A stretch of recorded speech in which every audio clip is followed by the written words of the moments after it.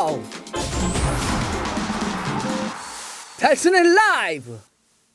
지난 주말에는 어떤 이슈가 좀 있었습니까?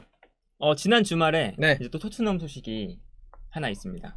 또 누가 뭐 안 온다고 선언했습니까? 쿤데처럼? 안 온다고 선언한 선수들은 꽤 있죠. 근데 이번에는 케인의 좀 파트너로 공격수가 연결되고 있습니다. 그 선수? 사우스햄튼의 데니 잉스. 이제 잉스가 와서 네. 케인의 파트너가 되려면 전제가 있어야 되잖아요. 케인이 안 떠나야 되잖아. 그쵸. 안 떠납니까? 일단 토트넘 입장은 떠나보내지 않겠다가 이제 토트넘의 스탠스니까 지금까지는. 그러니까 윌랏과 캔낫의 차이가 있지 않습니까? 네. 캔낫 같아요. 그쵸. 케인은 떠날 수 없다. 뭐뭐 할 수 없다. 지금 근데 혹시 이제 모르죠. 정말 천문학적인 금액을 또 받는다면 판매할 수 있지는 않을까.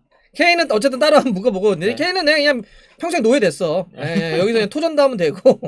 아니 근데 잉스는 이게 규모가 있는 팀들이 보면 맨날 이적 시장에 문이 열릴 때마다 데려가겠다는 얘기를 참 많이 하는 선수 그렇죠. 같아요. 이게 부상이란 좀 리스크가 없다면 잉스가 지금 프리미어리그에서 보여주는 뭐 퍼포먼스도 그렇고. 그렇죠. 부상이어서 못 나올 때 빼놓고 정말 스탯을 꾸준하게 쌓는 선수. 맞습니다. 이 스탯만 좀 살펴보면 일단 지난 시즌에는 29경기 나와서 12골과 4개의 도움. 많이 했네. 그리고 그 지난 시즌에 나와서는 38경기 나와서 22골과 2개의 도움. 그러니까 부상만 안 당하면 20골을 때려 넣는 선수니까. 그렇죠. 그런데 이제 뭐 부상이란 이슈가 있지만 그래도 이제 잉스가 최근 2시즌에는 그래도 이 좋은 스탯을 많이 쌓으면서 부상이 그렇게 많진 않았거든요. 토트넘이 잉스의 영입을 원하는데 일단 케인 빼면 지금 최전방에서 뛸 수 있는 선수가 없다 보니까 없죠. 일단 스트라이커를 한 명 영입할 건데 그 스트라이커 영입 명단 중에서 잉스가 최우선 순위에 놓여 있다. 좋죠, 사실. 그렇죠.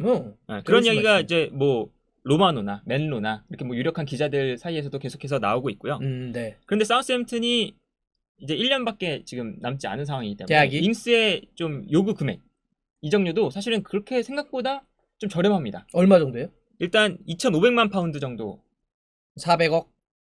한 400억 정도를 지금 원한다. 사우스햄튼 쪽에서. 이런 이야기가 나오고 있고. 400억이면 뭐 그렇죠. 질러볼 만하죠. 잉스의 실력을 생각해보면 굉장히 좀 저렴한 이적료에 영입을 할 수 있는. 나이는 살짝 있지만 이 정도 때려 넣을 수 있는 선수가 400억이면. 그쵸. 네. 그런데 이제 하센이틀 사우스햄튼 감독은 무슨 소리냐. 잉스가 좀 1년밖에 남지 않고 재계약을 좀 거부하고 있지만 지금 팀에서 너무 핵심 선수이기 때문에 나는 데려가고 싶다. 1년 뭐 이제 자유계약으로 풀어진다 하더라도 좀 데려가고 싶다. 라는 이야기가 또 나오고 있고요. 그건 감독 생각이지. 그렇죠. 돈을 벌어야 하는 스태프는 지금 안 팔면 돈을 못 버는데 너 하여튼 400억 있냐? 막 이럴 거야 아마. 그렇죠. 그런데 이제 사우스햄튼 입장에서 보면 지금 빅클럽들이 딱히 지금 잉스에 대한 제한이 없는 상황에서 토트넘이 노리고 있는 상황인데 어떤 기사가 나오냐면 사우스햄튼이 토트넘과의 거래를 다소 꺼려한다. 왜요? 팀은 왜? 선수가 꺼려하는 건 알겠어. 감독도 꺼려했던 것도 알겠고. 레비의 이 접촉 방식, 선수에 대한 접촉 방식 그리고 협상 방식에 조금 불만을 느낀다. 호이비에르 때처럼. 그때 데워가지고. 그렇죠. 그래서 호이비에르 그때 데웠구나. 선수 먼저 만나서 선수를 좀 흔들고 이랬던 것에 지금 사우스햄튼이 그렇게 이제 긍정적인 좀 불쾌한 감정이 남아 있다. 그래서 이제 이번에도 잉스를 지금 노리는 팀이 토트넘밖에 없지만 다른 팀들이 좀 제안을 한다면 토트넘보다 다른 팀들이 먼저 우선순위다. 약간 이런 진상손님 같은 그쵸? 거잖아요. 야 팔지 마, 쟤한테 팔지 마. 야 지난번에 들어놓고 난리 났더라야. 어쩔 수 없이 팔아야 되면 팔겠지만. 그렇지. 그렇지 않다면 굳이 토트넘 간 거래를 막 이렇게 긍정적으로 하진 않겠다. 이런 기사도 나오고 있습니다. 감독도 안 온다고 그래. 선수도 잘 안 온다고 그래. 그나마 오려고 해도 또 팔려고 하는 데서 그쵸. 안 판다고 그래. 온다면 그쵸. 어떻게 활용될 거냐. 기존의 케인이나 손흥민 선수와 함께 토트넘 그렇죠. 전술에서.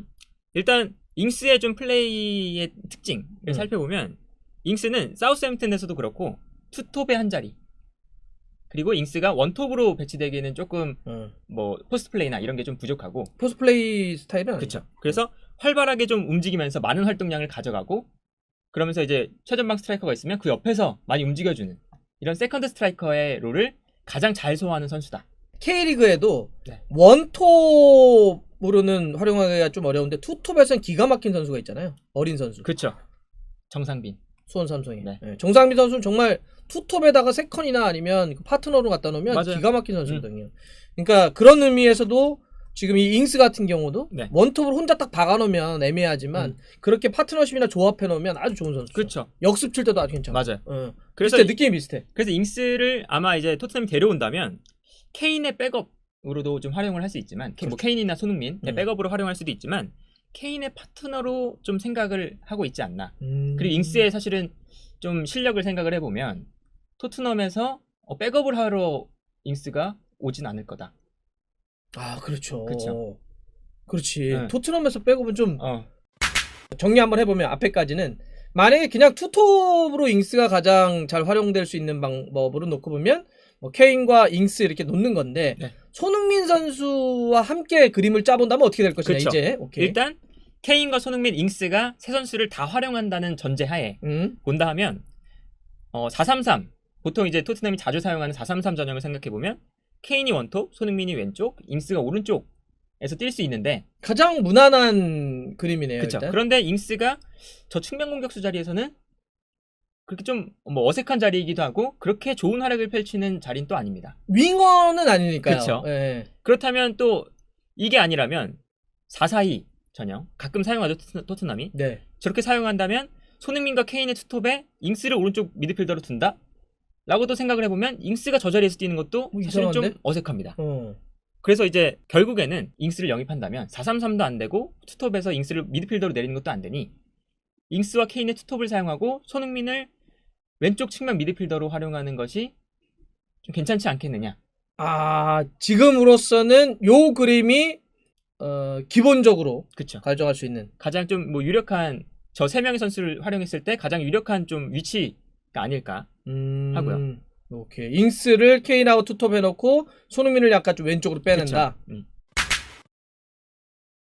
이렇게 뭐 4-3-3으로 뛸 때 손흥민이 가장 잘하는 역할, 왼쪽 측면 공격수로 뛸 때는 손흥민 선수가 공격적으로 좀 가담을 하고 공격에 집중하고 있을 때 미드필더가 3명이니까 저 뒷공간을 뭐 호이비에르나 뭐 로셀소나 윙크스가 커버해줄 수 있는 여유가 충분한데 오른쪽 그림처럼 손흥민 선수가 4-4-2의 왼쪽 미드필더로 나온다면 공격에 가담했을 때 중앙 미드필더가 손흥민의 뒷공간을 좀 커버해주면 중원에는 한 선수만 남게 됩니다. 그렇죠.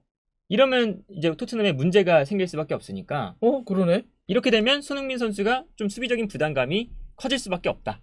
자, 다시 정리해보면 4-4-2에서 잉스와 케인, 손흥민이 공존하는 그림이 디폴트 같은 느낌인데 네. 이렇게 될 경우는 만약 손흥민이 공격 가담을 해버리게 되면 요 왼쪽은 4-3-3이니까 근데 아까 4-3-3은 아니라고 그랬잖아요. 일단 그쵸. 4-4-2로 그려졌으니까 4-4-2에서 손흥민이 공격 가담을 하면 손흥민 선수 자리를 투미들 중에 한 명이 백업을 커버를 하면 가운데는 한 명밖에 미들이 안 남기 때문에 이거 그쵸. 너무 부담스럽네. 그렇죠. 그렇기 때문에 손흥민 선수가 공격 가담하면 안 돼요? 케인과 잉스의 투톱이 나왔을 때 뭐 4-4-2 전형으로 나온다면 손흥민 선수의 수비 부담이 커질 수밖에 없다. 어떻게 해야 돼요? 그렇기 때문에 이제 누누 감독도 이제 혹시 잉스가 온다면 좀 다른 전형, 3백을 활용한 전형을 좀 고민하고 있지 않을까. 이렇게? 그래서 이제 3백을 만약에 사용한다라고 생각을 해보면 케인과 잉스 투톱을 3백에서 사용하기엔 좀 부담이 됩니다. 손흥민 선수가 갈 곳이 없으니까. 윙백인데 이거는? 그렇죠. 이렇게 되면 윙백으로 써야 되는데 이러면 또 안 되겠죠.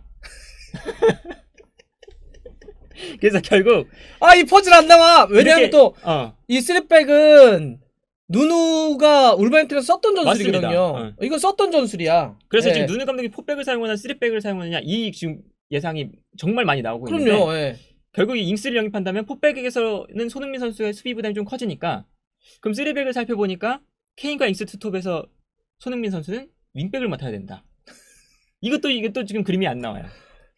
지난번에 월드컵 2차 예선 할 때 파주에 모였잖아요. 우리 선수들이. 그때 손흥민 선수들하고 연습하면서 그 영상 찍었잖아. 인사이드 캠. 자, 토트넘의 풀백의 힘을 보여주마 막 이랬는데 말이 씨가 됐네. 저렇게 투톱을 하면 사실 손흥민 선수의 역할이 너무 애매해지기 때문에 이것도 조금 이제 조합이 안 나오고 그렇다면 저 오른쪽 그림처럼 그나마 이렇게 해야 되네. 저렇게 이제 케인을 원톱으로 두고 손흥민과 잉스를 좀 세컨드 스트라이커, 2명 세컨드 스트라이커처럼 두게 된다면 잉스도 저렇게 너무 측면으로 안 나가고 세컨드 스트라이커 롤 소화하면서 손흥민 선수도 너무 수비 부담을 가지지 않는 저런 포지션을 갖추지 않을까. 이랬으면 좋겠다 같은데? 이 조합이 가장 좀 적합하지 않을까. 잉스가 오게 된다면. 그 손흥민 선수에게도 뭐 잉스가 와서 저 세 선수가 같이 나왔을 때 저 조합에서 손흥민 선수가 그래도 가장 좀 편하게 플레이할 수 있지 않을까. 이런 생각이 들고 사실 최근에 또 토트넘에 연결되고 있는 선수가 저 수비 라인에 있는 토미야스잖아요. 네네네. 토미야스가 포백을 사용할 때 중앙 수비수로 뛰기에는 지금 이탈리아에서도 그랬고 조금 좀 피지컬적으로 좀 밀리는 감이 있어요. 그런데 토미야스가 풀백으로도 뛰죠. 오른쪽에서 뛰죠. 또 중앙 수비수로 뛰고 네. 이러다 보니까 발도 빠르고 하다 보니까 토미야스를 지금 3백의 한 자원으로 좀 활용하려는 계획이 아닐까. 누누 감독이. 그래서 토미야스라든지 잉스가 온다면 그쵸. 두 선수의 특징과 손흥민과 케인과의 공조를 다 고려했을 땐 저희가 볼 때 오른쪽에 있는 3-4-2-1 3-4-2-1 정도에서 손흥민과 잉스를 세컨, 케인을 최전방 요 형태가 다 활용을 할 수 있는 최적이다. 그쵸. 선발 라인업이 요 정도가 되지 않을까. 한 6위 정도 하겠네요. 그래서 이제 뭐 레길론 도어티 좌우 측면 윙백들을 워낙 누누 감독이 우리 오리에 어디 갔습니까? 너무 저 울버햄튼 시절에 도어티와 누누 감독이 잘 맞았다고 우리 오리에 버리는 거 아닙니까? 오리는 이미 지금 토트넘에서 마음이 떠서 뭐 물론 뭐 좀 더 변화할 수는 있겠지만 네. 기본적으로는 요 정도 그림. 네. 그래서 뭐 레길론과 도어티 공격적으로 쓰고 6위.